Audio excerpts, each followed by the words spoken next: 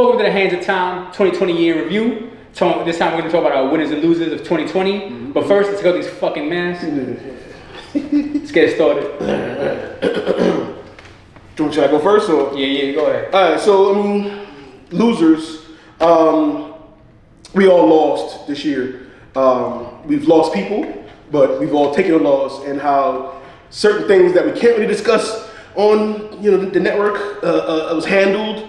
But we're all still dealing with the repercussions of it. If you watch our movie reviews, it's happening with the movie theater market and the movie theater industry, but also people's jobs, livelihood, so on and so forth. So we've all taken losses. How things were handled, and I don't want to go too much in detail about that, but it is what it is.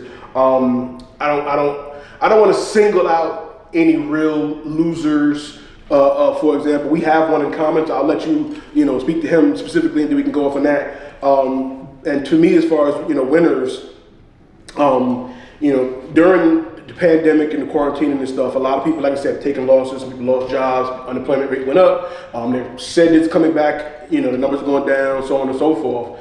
But one person, a celebrity of mine, that I've seen that none of this bothered him at all. My winner for the year is Travis Scott.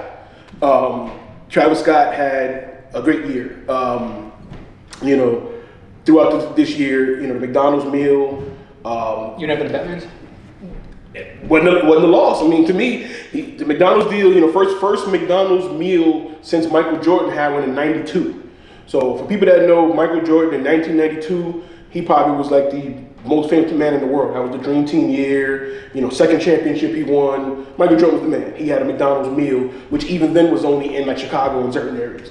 Travis Scott had a meal that was worldwide. You can go after the Travis Scott meal. McDonald's did it. And McDonald's don't really do business with other people like that. You know what I'm saying? They don't need to. You need me, I don't need you. So Travis Scott. McNuggets. And speaking of Michael Jordan, Travis Scott had Jordans before already. The Cactus Jack Jordans. He released a couple of them this year as well.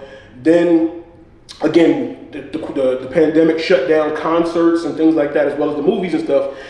Travis Scott had a concert in the video game Fortnite. You know what I'm saying? He had a Fortnite concert that, he got paid for. Again, I don't count his pockets, but he, made some money off of that. Had a whole show in the video game. And if you know Fortnite is a video game that makes a living off of taking stuff from, people, the dances, the skins, the likenesses. A lot of people don't get paid from that type of stuff. They just throw your dance in there, give it another name, and then it's DLC for kids to download and make money off of. Travis said, "You're not making money off of me. You're gonna put me in the game and cut me a check, and I'm gonna throw a whole concert." And it was one of the biggest nights for those gamers that play Fortnite and stuff. People were just in there and went to where the concert was at in the world or whatever. And it was so you watched the concert? You didn't no one shut the concert up or not? No, it's because Fortnite's a battle. I really, like I said, I don't pay for it. I never played it. Yeah, I never played it. I seen the concert, and he was like a huge figure in it. Like it was, I don't know if it's a hologram or whatever within the game, but he was there. I don't think they were shooting. I think you were just running around. People probably doing the dances with it, enjoying the concert. You know what I'm saying? So he did that. So the McDonald's meal, the Fortnite concert. Then, next generation consoles came out. The Xbox Series X and the Series S came out. But Travis got with Sony and did a partnership with the PS5. So he had the PS5 about a week or two before it came out.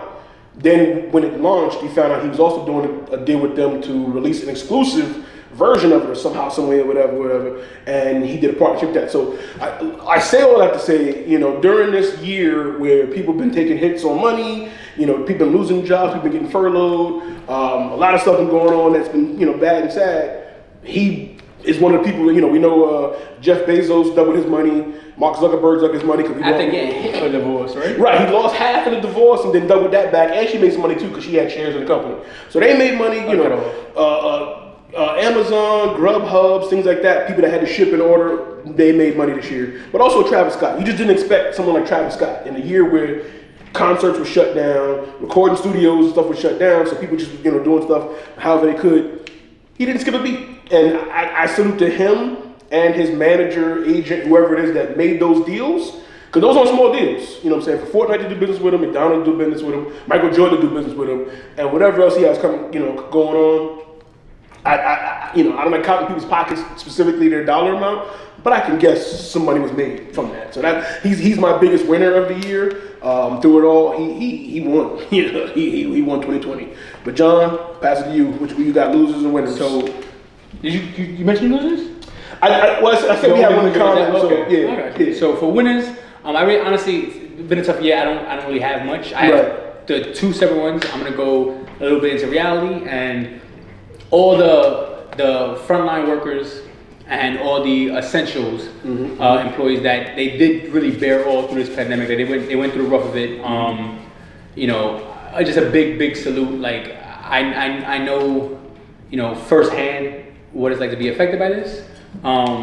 So I understand everything that happened, not only as a frontline worker, but also as someone who had family and friends affected by this.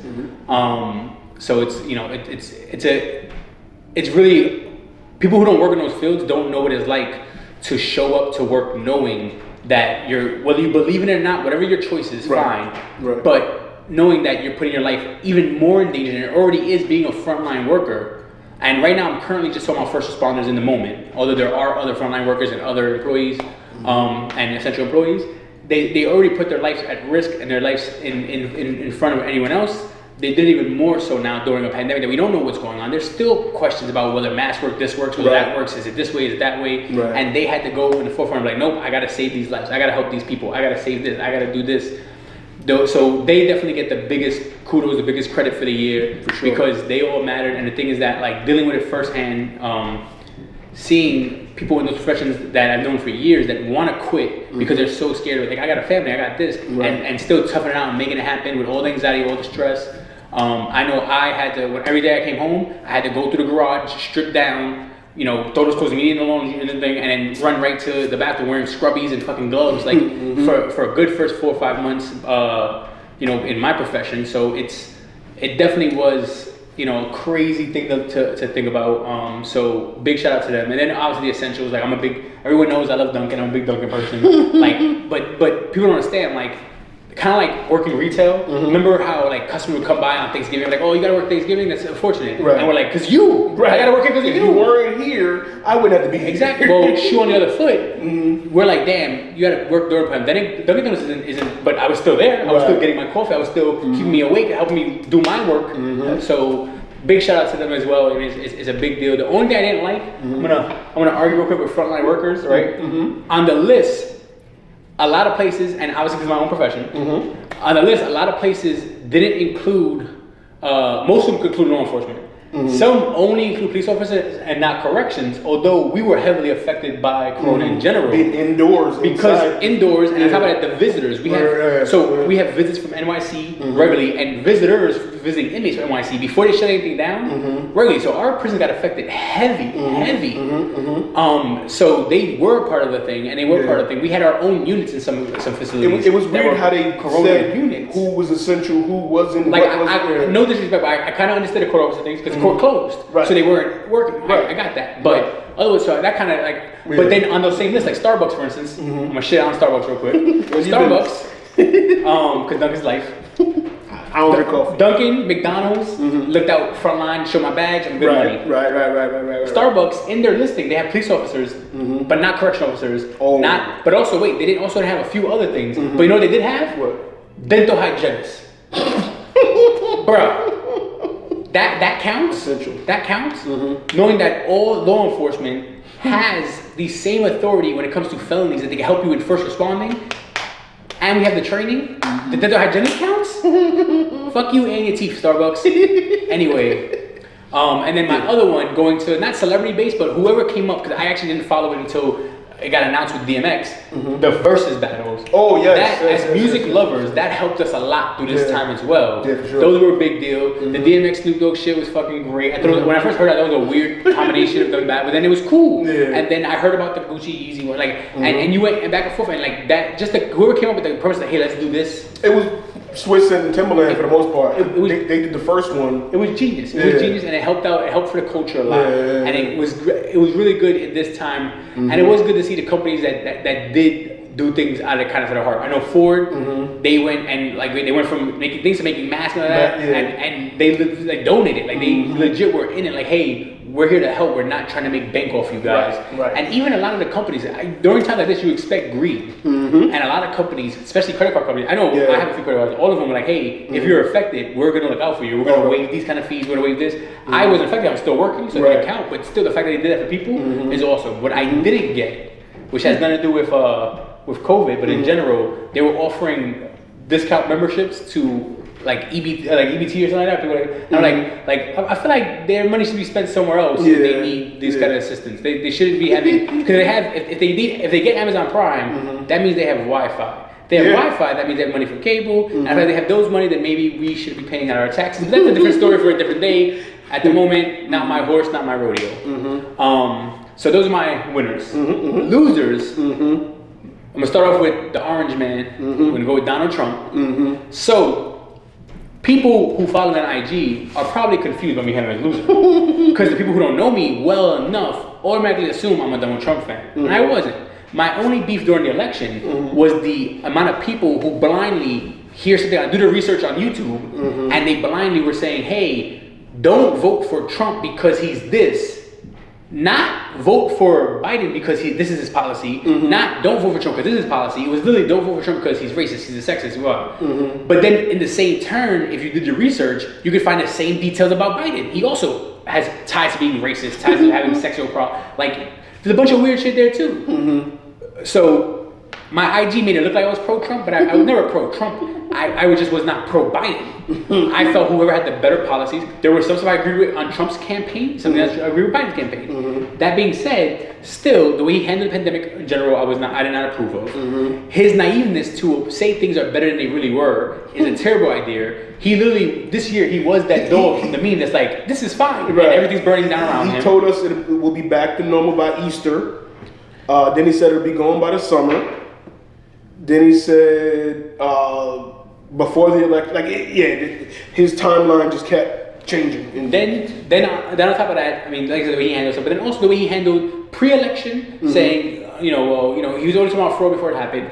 I'm not saying there wasn't fraud. There are a few things on both sides that looked fishy. However, I would not be surprised if there's always fraud, as we talk about. Yes, and it's been said that. That doesn't super surprise me. There's always a dead person that votes every year, and then there's been dead representatives that got voted for in elections. So there's always issues with So my thing was, the way he handled it very immaturely, but at the same time, you kind of expect the big baby to handle things like the baby. So I'm not super surprised by that. Right. I am happy to hear that he said that if it's proven that he officially lost, he will concede his thing, whatever.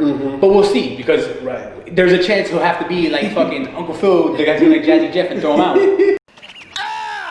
But so he's the biggest loser for me of 2020 because of the way he handled things, on top of the way he lost the election, and the way it turned. Because whether it was fraud or not, he still handled it very immaturely. Correct. He didn't handle it like a businessman. He didn't handle it like, I'm going to prove that I'm right. Even if he had proof, there's a better way of handling it. There's a mature way of handling it. So he's my biggest loser. And I want to put Fox News in that category too, because Fox News is just the name of the channel. They're not news. And specifically the evening shows, Tucker Carlson, and the lady, I forget her name or whatever.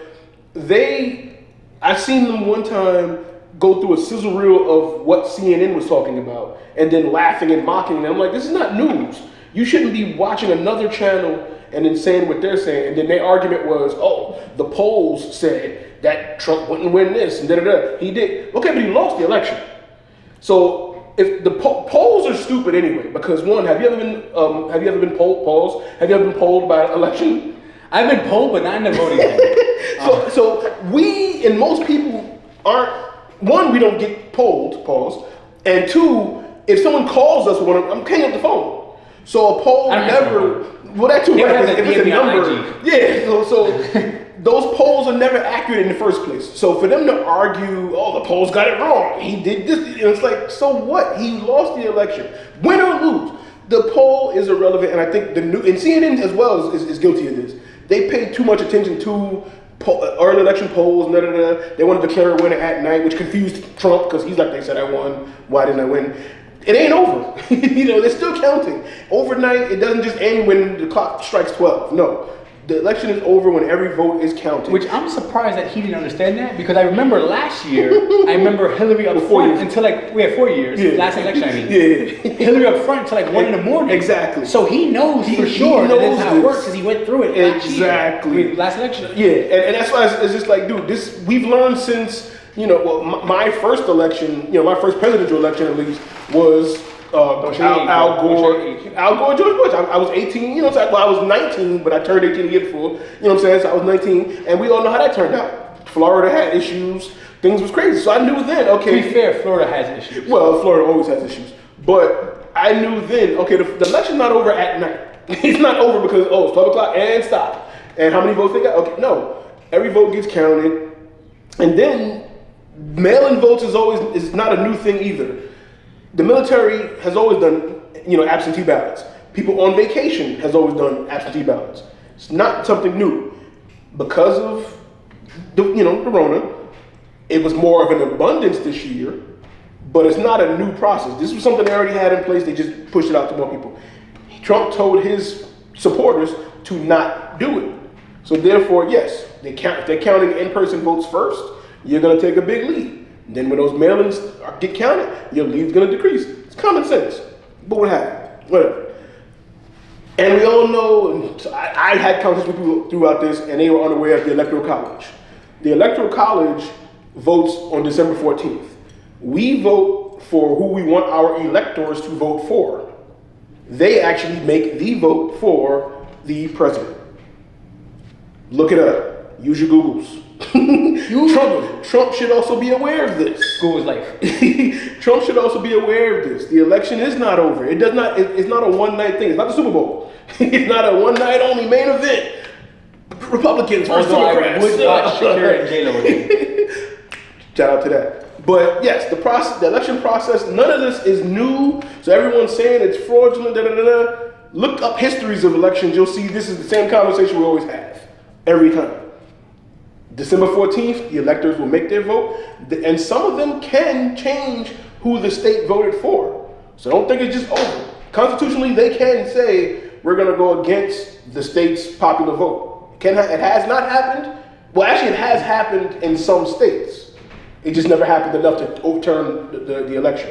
So again, look it up. Don't just go by what's on Instagram or Facebook. People just posting memes. I see it. By looking up, he doesn't mean social media research. Right. He means actual research. Look up information. Do some research, because that's one of the losses that we've been taking as a society. If it's on social media, if it's a meme, it's got to be true. No.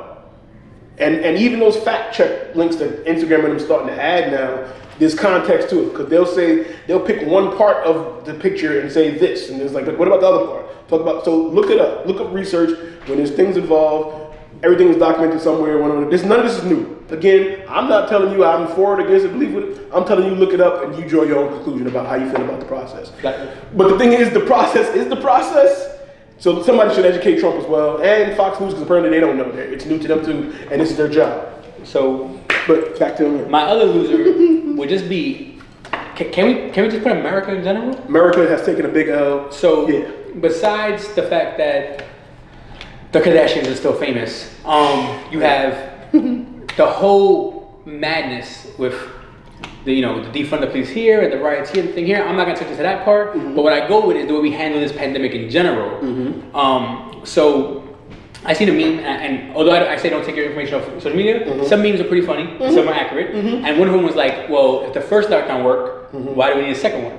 If the first one didn't work, then why repeat the same thing in the second one? I agree with that, that's one. Two, I don't get fully, and again, this is beyond my pay grade, so I wouldn't get, but I'm sure minds smarter than me are the ones who come up with this stuff, hopefully. We would hope, yeah. But I don't get how we're like the only place trying to force the vaccine. And there's billions of Chinese where it was, heavily affected that aren't forcing what we're trying to force. That part I don't get. It doesn't make sense to me. But okay. I also don't like the fact that they're pushing the former presidents. Yeah. Bush, Clinton, and Obama will all get the vaccine. I don't know if you've seen that. Yeah. To me, that only works if I can go up there with the shot, see what I'm shooting, take it out, shoot them, and then give myself the same vaccine from that same bottle. Different needle. Yeah, of course. But same bottle. Right. Because for all I know, you're shooting them fucking bullshit fucking. It's water. IV. Yeah. And it's nothing. Yeah, the way they handle the schools, the way they were closing. Yeah. The fact sacrifice the kids, sending kids back in the first place. You can't eat outside. Yeah. But you can eat in little mini houses outside that are still outside. Yeah. I don't get that. I understood the bubbles, although I can't eat the bubbles. I've been offered to eat in a bubble. When I go to eat somewhere, and I'm like, I look at it, I'm like, to me, it's too real. Like, if it was a cool concept restaurant 5 years ago, I would have eaten that bubble. Right. But now because I know the bubble is making it real that there's something out there, I can't fuck with it. The whole idea of 6 feet, as deadly as this virus, we didn't measure. As deadly as this virus is, they pushed the N95 masks or the medical masks. But at the end of the day, if you don't even have none of those, a bandana will suffice. Gangster. So, again, do with it as you wish.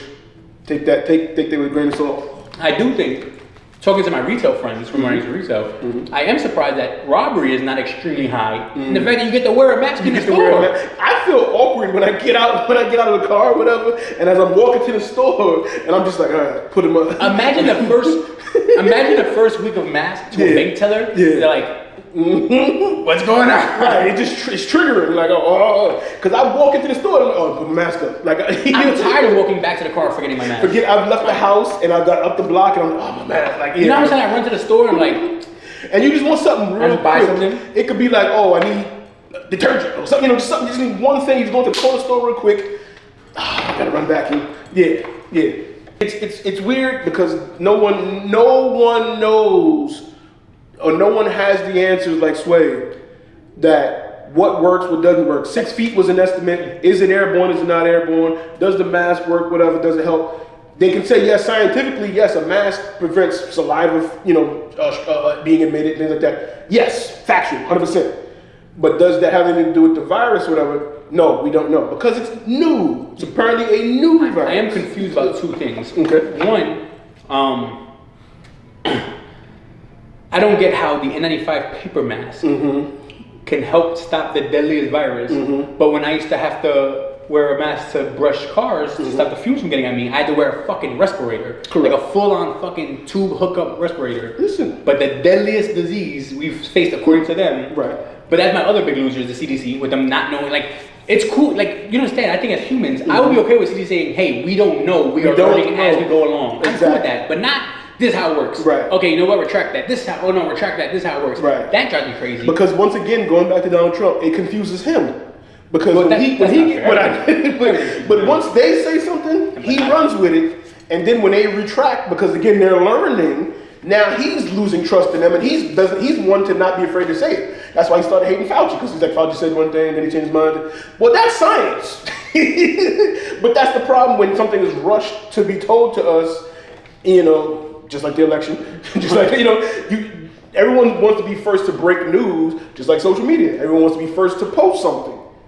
And no, research, trial and errors, like these vaccines. They need to do some trial and errors before they just say, hey, go get it. And you have to have it, and they're gonna make it an obligation and stuff. That's what I did when rest in peace, when Chadwick Boseman, Black Panther died. I did a million, because I didn't want to actually put that out there, but same thing with Kobe and stuff. When I heard that, I was like, wait, what? Like, you gotta research, find out. But yeah, so that jumped in. And my other thing I'm confused about. Maybe you can help me out with this. Okay, let's see if I can do it. So, two things, right? And it's all into one thing. Okay. So, one, I don't get how the flu, which has been around forever, the flu shot every year is a hit or miss, by the way, because I don't know if people know this, they guess on which strand is coming out, and then that's the flu shot to go with. So, if they guess flu shot A is what it is, it's A, then you have a high effective rate. If it would wind up being B, now it's not as effective. But even when it's effective, the flu has about a 60% effective rate. We've been working and fixing and making it for years, making it better. 60% rate. In a few months, we have a 90%. Damn. That's that defies science. Those are the greatest minds in the world. They should be working on cancer and AIDS projects. Right. Cancer's been killing people for the longest, So that part. Yeah. And don't get me wrong, I'm not trying to be conspiracy theorist here or anti-government. I'm just talking about what makes fucking sense. We got questions. I'm speaking logic. We got questions. And then my last one that I don't get, and this is the people who I'm not by no means, because again, I've lost people close, and I know people close to me who've lost people. So I'm not saying this wasn't real at all. But when people make it sound like it's the deadliest thing ever, and then they, in my opinion, stupidly compare it to the flu now. Not the flu. When the flu first came, millions dropped. Not 100,000, 200,000. Millions dropped. They compare it to the flu now, like, oh, well, deadlier than the flu right now. Yeah, because it's brand new. We don't know how to affect it. You can't compare the two. The flu's been around forever. We have vaccines that have been tried and true and tested, 60%. But so you can't compare the two. So when people are like, when I see people like, oh well, it's deadlier than the flu. Now, make sure you throw that in there. Like in 100 years from now, do you think this will still be as deadly? Who knows? We might not be here anymore because we might get rid of the corona, or lizard people, or the people who eat the monoliths. And now they don't. Yeah, right. They don't even know where it originated from. Was it eating a bat that ate a pig that ate poop? Now they're saying before Wuhan announced their first discovery of it, people in the U.S. may have had it last year, December. Oh, we started. Allegedly. Motherfuckers. Who knows? America. We don't know. Again, science. I remember when I went to school, Pluto was a planet. Then when I got out of school, Pluto was not a planet no more. Now it is, then it ain't. Who knows? Science fluctuates and changes with new discovery, and that's okay. But China's on the moon. Sure. we are allowed as humans to have a different perception on things that we learn more information about. And the problem is people take the piece of information they do get and treat it as the gospel, and it's got to be it. And then when a new piece of information is presented to them, now they're in denial. And that's not how science works. that's only my argument. That's not how science works. Like, you know, just like my Trump Biden thing, I love playing devil's advocate.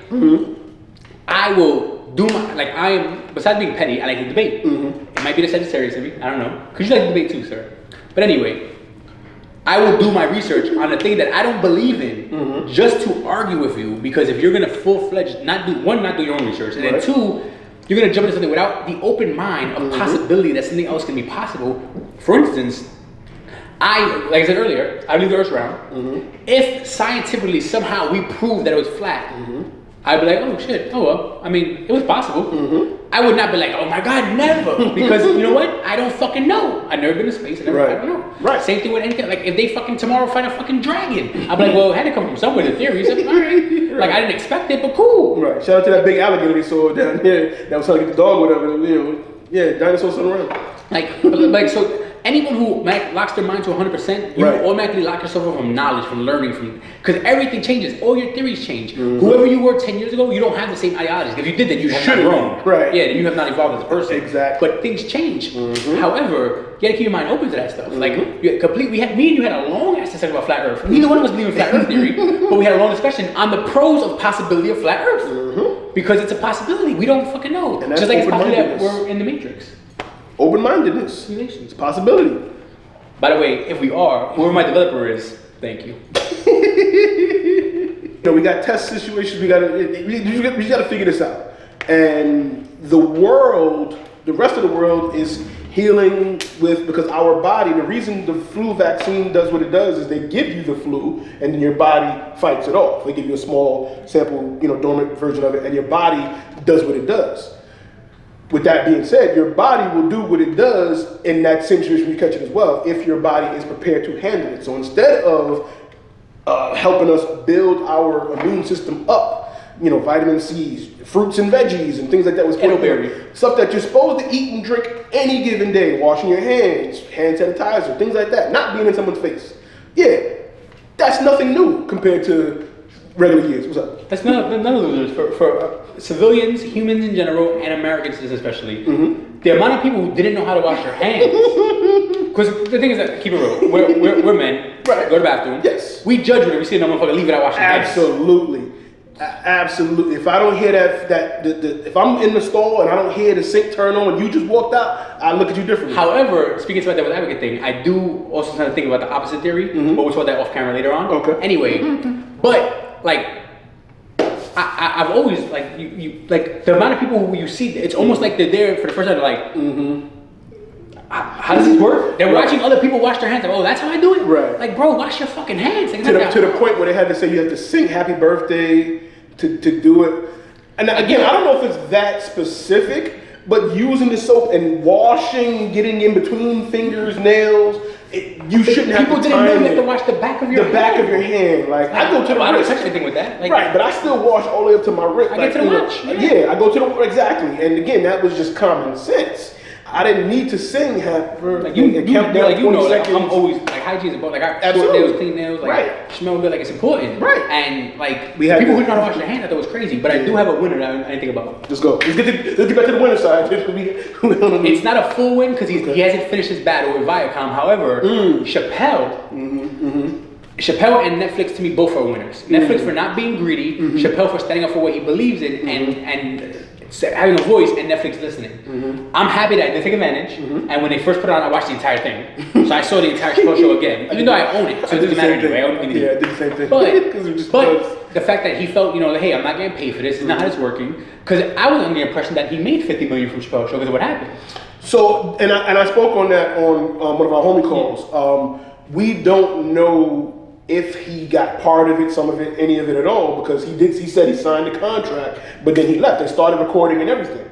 So he signed the contract and he started working. So I don't know if they were giving him into a lump sum, or they're paying him weekly, monthly, but you don't know. So, but still, the fact that he stood up and he's like, hey, if you support me, don't boycott Netflix, don't boycott anything on Netflix, boycott my show only.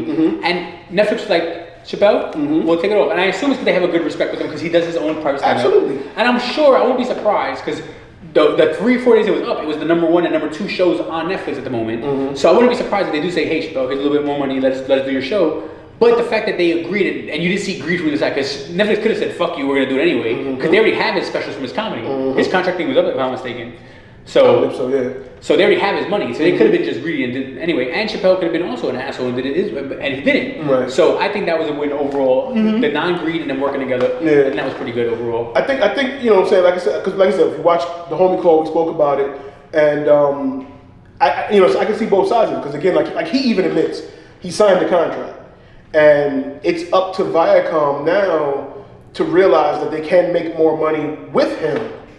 You know what I'm saying? If they work with him, they could actually probably get more out of it than they would just trying to go behind his back and continue selling this, show that people have seen over and over again. You can get some future money. Yeah, he's a hot name. He's out there still. And that's what Netflix realized. Netflix realized because when he left and then he came back, from what I remember, the first 2 shows, he got $60 million for that or something like that. We don't really know what he got because he did about 2-4 more shows. So Netflix has he did 2 at a time. His stand-up specials on there. So he was giving Netflix 2 pieces at a time. And I was wondering what happened with the YouTube one though. Like, did he leave Netflix for a minute? And I was saying that too. So during this pandemic, he has like a ranch or whatever in Ohio, and he's been doing shows there throughout the year too. So he's also on the winner list too. That not just Travis Scott, but he hasn't really doing it for monetization. He's been doing it for entertainment purposes. And he's been bringing other comedians as well to get paid. They make a little money off it. Again, I don't count these pockets. I don't know how much, but other comedians have been flying there, getting tested, whatever, and he's been letting them work out material and stuff there too, and putting on a show. People get tested, wear masks, separated, however the situation is. And I guess because the Instagram clip he posted was only 12 minutes, something like that. I believe it was the end of a whole set, and that was just the ending that he put on there. Because he did it also during when George Floyd situation during the summertime. He put out a thing called 8 minutes and 47 seconds. The YouTube show was on about. Yeah, that was on YouTube. And again, I believe that was the end of a show, and he just put that piece online for people to see. But he's been doing shows, on his ranch and stuff, and still, working out material, because that's what comedians do. They want to see what jokes is good, because we all know he collects your phone, so you can't record his video because I want to use this for the Netflix special or whatever. So he's been working out material and bringing other comedians there because, Laugh Factories and other comedy places have been shut down throughout the U.S., so he's been bringing them into work too. So like I said, I'm guessing we're seeing the end of some shows with the little pieces that he wants to, because he didn't tell no jokes. There was no jokes really being told. It was storytelling and putting a message out there. But maybe Netflix and him have something coming. But again, they do know we do want to work with him. Even if he didn't have nothing for us to record, he's like, listen, we do want to still business with you. And he even admitted it, mutual respect, what they did. They didn't have to do that. They could have said, okay, what about the first 2 seasons? Because you did do those. You know, we just do those. Like, you know what I'm saying? So we could just not show up season 3. How about that? You know what I'm saying? But it's just smart on their side. And funny thing, I was just last week, I was turning through the channels and I saw a TV guide on VH1, which is under Viacom, CBS, was showing Love Don't Cost a Thing, Nick Cannon movie, Christina Milian. And then like I was turning again later and they were showing Drumline. And if those that don't know, you know, when Nick Cannon said what he said, Viacom and then pulled Wild 'N Out from him and, you know, own the rights to it, won't air it, nothing. And they're showing his movies. You know what I'm saying? So it's just like, y'all don't rock with dude, but it's the same situation. They're using his you know, and again, it's his movie, what the movie executive produced, so it ain't like, you know, they can, because that's a totally different thing. Like Chappelle Show was Chappelle. You know, Drumline and the movies is, you know, whoever made them, whoever, you know, production company was, but it's like, man, this would have been, Wild 'N Out reruns would have been on right now. You know what I'm saying? So y'all still kind of using it. That's true. I'm not, I can tell you again, from being someone who has to sit and, you know, with a bunch of inmates all day, all I have is, you know, the TV that's playing, and it's literally what gets us through the day. Yeah. Reruns of Wild 'N Out, reruns of Ridiculous. Ridiculousness. Like, those reruns help. And Practical Jokers. Yeah, something you just put on and just, whether you've seen it already, those are just reruns. Like, yeah, I actually miss Wild 'N Out. No lie. I would like midnight, 11. It's a good show. It's funny. Yeah, it would just be on. It would help me doze off sometimes. You know what I'm saying? Like, yeah, and the fact that they tried to offer it to the comedian DC Young Fly, and he said, mad respect. He's a winner as well. He said no, straight up. Nobody can confirm what the actual number they offered, but allegedly they offered him like tens of millions, and he was like, no. You know, I would have took it if Nick passed it down to me, but the fact that it's coming from y'all. And he don't get because Nick won't he wouldn't have a career. He was famous from, you know, little Instagram clips and clowning people, roasting people, and then he got a chance to really show some talent. He was hosting the TRL reboot, which failed, but again, opportunities are open to him now, and this was an opportunity presented to him. But that's how you show loyalty. You see what he's made of. That it was still like no, because Nick. Thank you, Nick. No, and that's real. I respect that. Like, and I'm sorry for the back and forth, like winners losers things. But I feel it's only fair, just like this year, to be all discombobulated. Makes sense for a 2020 year review. Absolutely. But my last, and I lost it. I had one more. He's a loser. One more winner, but I can't remember it. And I was like, damn, that's pretty good. What was it? No remember. Sorry. Happens. Movie, entertainer, musician. It was entertainer. Okay, you got all right. But yeah, definitely respect, you know, DC Young Fly for that move. And I mean, granted, he's in a position where he doesn't need it. However, it was some money they offered him, so it showed that he's bigger than just a paycheck. You know what I'm saying? That showed a lot of character in him, and I know whatever Nick's next move will be, he gonna keep him in mind. And you know what I'm saying? Because again, Nick said what he said. You know. People say it's anti-Semitic, whatever. I wouldn't have those as someone that has a podcast and a network, you know, whatever. I don't have certain conversations for reasons like that. Because again, if I can't prove it factually, I'm not gonna go hard about it. You know what I'm saying? What Nick said was what Nick believed in, and a lot of people do believe it. You know what I'm saying? But for Viacom and them to just step in and just take his show for that reason is a little dirty too. So they kind of got their loser. Viacom is a loser as well, you know, in that aspect, because now you're gonna have Nick Cannon and Dave Chappelle. Dave Chappelle's voice is probably bigger than Nick Cannon's voice, but Nick, you know, is now in that fight as well, and he was trying to sue to get the rights to Wild 'N Out stuff back. I think it's his fault because Viacom just trademarked the logo and stuff 2 years ago, and Wild 'N Out's been on the air for like 14, 15 years. So Nick should have been done it. So wait, no one had a trademark? Like we could have trademarked it? Could have trademarked. If we could have proved that we had used it in some sorts, whatever, you know, I actually have trademarked my logo, and I found out some things how that works. So if you could prove that you used it in whatever, you know, usefulness set with sales or branding. The locks could still there for a while out. Was it back then? You know what? This wild out. We might have a cake, but fucked up. You got the ball. Come on. But Nick should have definitely jumped on that. But again, he probably wasn't thinking about it because Dave with Netflix, he probably thought, I got an ally in this. And then you don't find out who somebody really is until, you know what I'm saying? So, maybe Nick just was comfortable and they was, but now he knows. And like I said, whatever Nick's next move would be, he need to contact Dave. Hit up Dave and see what, say, hey Dave, I'll join the fight with you. Because right now Dave just said boycott the show, but I guarantee if they're smart, a conversation between Viacom and Dave should come from this. Or is he just gonna keep doing business with Netflix? And Netflix has shows, documentaries, movies. So he can put movies there. Like they got the Adam Sandler deal. He releases movies on Netflix. I don't get how cable is even surviving right now. Yeah. Cable. It's probably idiots like me who haven't canceled my cable yet, even though I don't use it. Right. But yeah, I just need the internet. Because that's why HBO Max is smart, because it's HBO. So those that don't know, Warner Brothers, Warner, all that stuff is under AT&T now, but they use the HBO name because it was the most recognizable for that, for the movies and stuff. But that's all the HBO movies, Warner Brothers movies, Cartoon Network, all that stuff is under that umbrella. And if you had an HBO subscription, you got the HBO Max for free or something like that. And, so it's kind of bundled, and that's what's keeping that afloat. And when they give their subscriber counts, they were actually counting the older HBO Go app that turned into HBO Max. So, it's weird manipulation of the numbers, but they are, that's keeping that aspect of it alive. Showtime or Cinemax, whoever's not with them, got to figure out what their thing is. I don't know who they own. I think they might be under Viacom. I'm not sure. But right now, Peacock, every channel has an app, and so it's gonna just be, an app bundle going forward to watch TV. You're not gonna watch channels. You're gonna say, what app you watching today? what app do you guys want to go to? You know what I'm saying? That's where we're going. Especially like we spoke to before with the movie theaters. That's what that's how the night's gonna be. It's not gonna be a TV guide. It's gonna be an app guide.